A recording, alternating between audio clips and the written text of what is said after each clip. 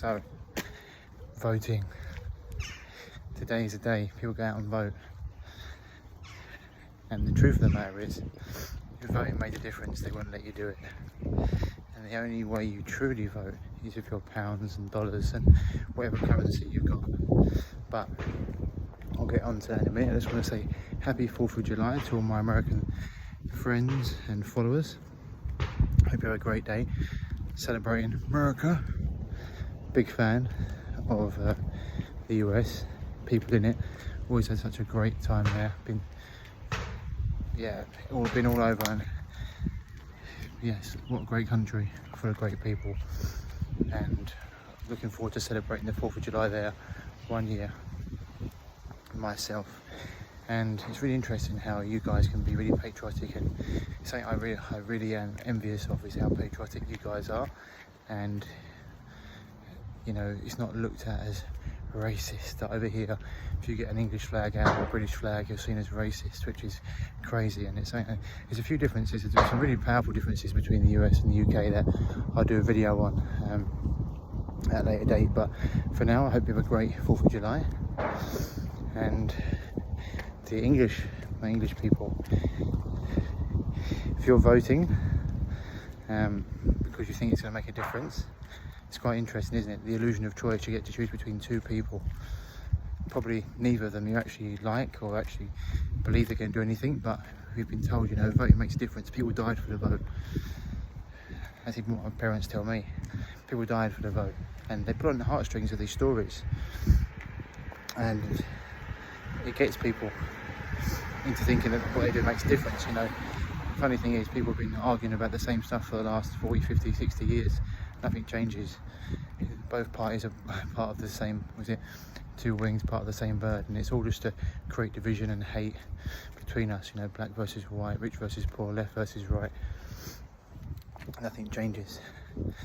And when you look into World War I's and World War II, and the actual reason behind them, that real reason behind them, you know, yeah, millions of people died, and these brave people went and gave their life for the country, but why? What was the real reason behind them?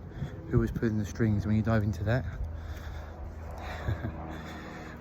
yeah, things become very apparent. Everything is not as it seems, you know. I've said many times, you have to be prepared to understand that everything that you've been taught is basically a lie. And the only way you really vote, really get a change, is by putting your pounds and dollars into things that you value. So we all know that this electric car thing's a complete scam. So the only way to stop it is stop buying them. If you don't buy them, they'll stop making them. Same with insects they're going to try and put out for us to eat. Don't buy them, they'll stop making them. You put your money into organic food, they'll produce more of it. And this is the absolute key.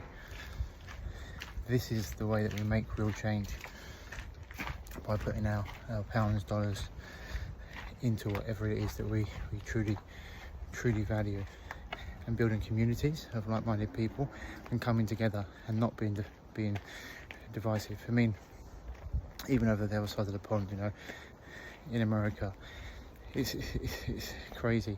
Like, anyone who thinks the current president of America is actually running things, you know, he doesn't know if it's Wednesday or sausages. He hasn't actually got a clue what's going on. And so it's obvious that there's a hidden hand behind that's putting all these agendas in play. And so I can't even say certain things on here because I always get banned, deleted, etc., which, you know, doesn't help me, because I'm here to help people about health. But these things are all to do with health, because when you dig into it, the food that's produced, you know, the chemicals that are sprayed, big pharma, the drugs that are produced, how the healthcare system is run, it all comes back to manipulation and trying to make us fat, sick, ill and broke and dependent on the system.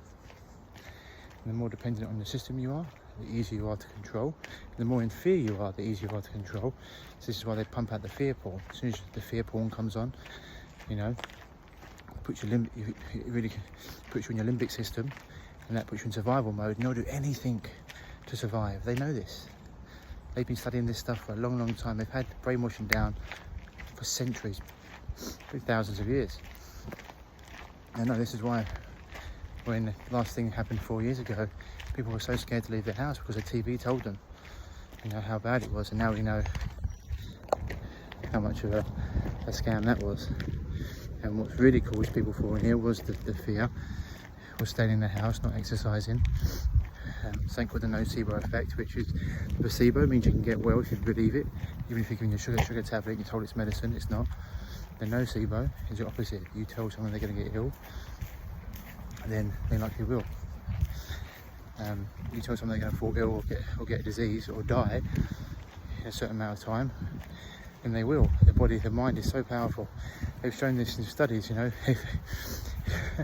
the placebo, nocebos, something like 48 to 64% effective.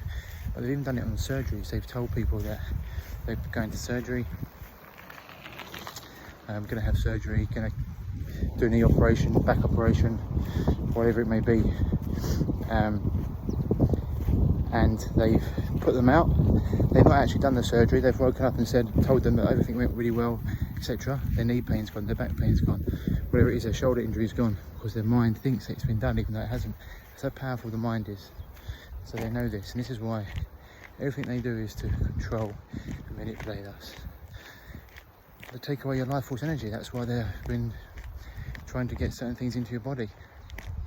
That's why it's super important to be vigilant about, you know, your diet, your lifestyle, your environment, really mitigating yourself from all these things and being really conscious not just what you put in here, but also in here and in your ears.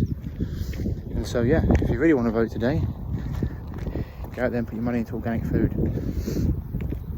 You know, go and help a local farmer or business owner.